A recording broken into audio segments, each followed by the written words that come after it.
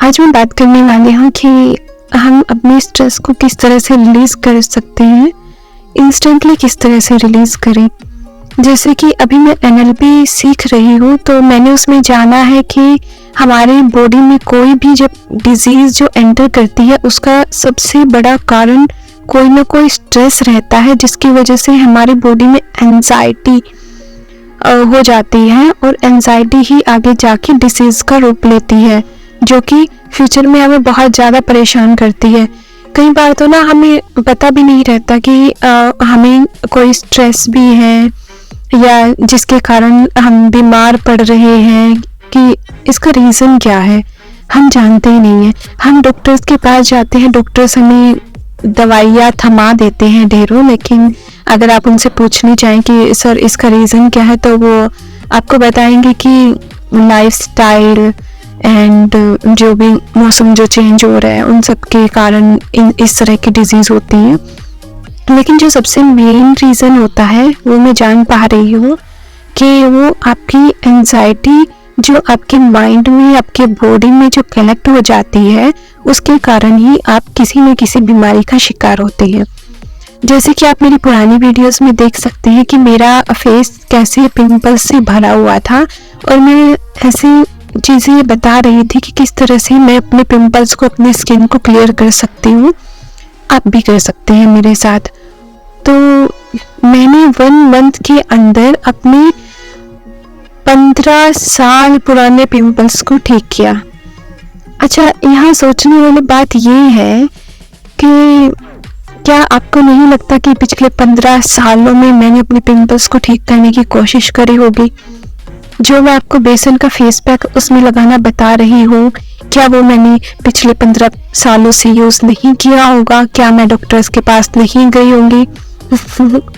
मैं आपको बताऊँ, मैंने अपनी स्किन के ऊपर लाखों रुपए खर्च किए हैं, लेकिन जो रिजल्ट मुझे वहाँ नहीं मिल पाया वो अब मुझे मिला है, क्योंकि अब मैंने जान लिया कि मुझे पिंपल्स जो हो रहे थे उसका रीज़न था स्ट्रेस, या कह सकते हैं कि बचपन की जो भी नेगेटिव मेमोरीज जो मेरे माइंड में घर कर चुकी थी, जिसका मुझे आइडिया भी नहीं था, उसके कारण मुझे पिंपल्स हुए थे। ओके, तो उसी 1 मंथ में मैंने क्लियर किया है, आप मेरी वीडियोस में देख पाएंगे।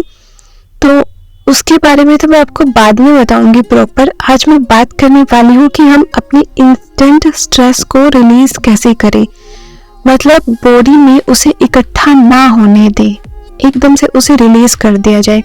आजकल हम रिलीज करते हैं कि कोई किसी से झगड़ा हो जाता है, तो हम ना वहीं पर अपना जो वो स्ट्रेस रिलीज कर देते हैं, हम चिल्ला देते हैं, हम मारपीट पे उतर आते हैं, लेकिन वो कोई सोल्यूशन नहीं है। इसका सोल्यूशन मैं आपको बताती हूँ। मैं आपको 3 चीज़ें यहाँ बताने वाली हूँ कि आप क्या कर सकते हैं। मान लेते हैं कि आपको किसी भी वजह से कुछ स्ट्रेस, डिप्रेशन, एंजाइटी कुछ भी आ रही है, तो पहला काम आप ये कर सकते हैं कि आप बाहर वॉक करने जाएं। वॉक कर सकते हैं, सूथिंग म्यूजिक आप सुन सकते हैं, या फिर आप रनिंग कर सकते हैं। अगर आप बहुत ज़्यादा गुस्से में हैं और आपको लगता है कि आपको किसी को हर्ट नहीं करना है और वो एंगर रिलीज भी हो जाए, तो आप क्या करें कि आप रनिंग करें। जी हाँ, एक्चुअली जब गुस्सा आता है तो ऐसा लगता है ना कि बस अंदर से ना एनर्जी बहुत सारी बाहर आना चाहती है, लेकिन हम चिल्लाना नहीं चाहते, किसी को हर्ट नहीं करना चाहते। तो इसका सोल्यूशन यही है कि हम उस एनर्जी का अच्छे से यूज़ करें। हम रनिंग कर सकते हैं, हम एक्सरसाइज कर सकते हैं। और दूसरा स्टेप ये होगा कि अगर हम परेशान हैं किसी भी चीज़ से, कोई भी चीज़ हमें बार बार परेशान की जा रही है, खाई जा रही है, तो हम एक पेपर लें और उस पर उन सारी चीज़ों को लिख दें जो हमें परेशान कर रही है। याद रखिएगा, paper has more patience than any man.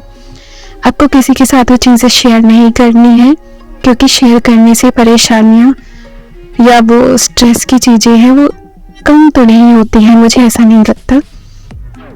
और आप पेपर पर लिखें और थोड़ी देर बाद उसको फाड़ दें। फिर भी आपको लगता है कि कुछ बाकी है तो दोबारा लिखें, फिर फाड़ दें, दोबारा लिखें, फिर फाड़ दें। दूसरी टेक्निक हो गई है। और तीसरी जो मोस्ट इफेक्टिव जो टेक्निक है उसे हम कहते हैं डीप ब्रीथिंग। अगर आपको लगता है कि आप बाहर भी नहीं जाना चाहते, आप ये पेपर टेक्निक नहीं करना चाहते हैं, तो आप डीप ब्रीथिंग कर सकते हैं, जो कि सबसे ज़्यादा इफेक्टिव है स्ट्रेस को रिलीफ करने में। आपको क्या करना है, नाक के थ्रू आपको लंबी सांस लेनी है और सांस इस तरह से लेनी है कि आपका पेट पूरा फूले। ऐसा क्या होता है कि हम लोग आजकल में पूरी ऐसी लंबी गहरी सांस लेते ही नहीं है। हमें इस स्ट्रेस को रिलीज करने के लिए लंबी सांस लेनी है जिससे पेट फूले। उसके बाद उसको कुछ सेकंड्स के लिए होल्ड करें एंड देन माउथ के थ्रू आप उसको रिलीज कर दें। ये आप अभी वीडियो देखते देखते आप करके देखिए और मुझे बताइए कि क्या आपको इससे अच्छा रिजल्ट मिल रहा है या नहीं।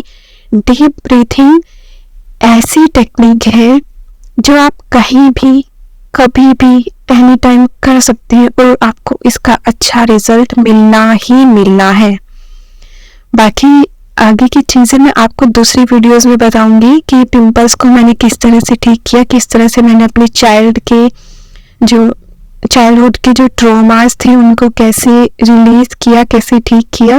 मैं आपको नेक्स्ट वीडियो में बताने वाली हूँ, तो आप मेरे साथ जुड़े रहिए। मिलते हैं नेक्स्ट वीडियो में।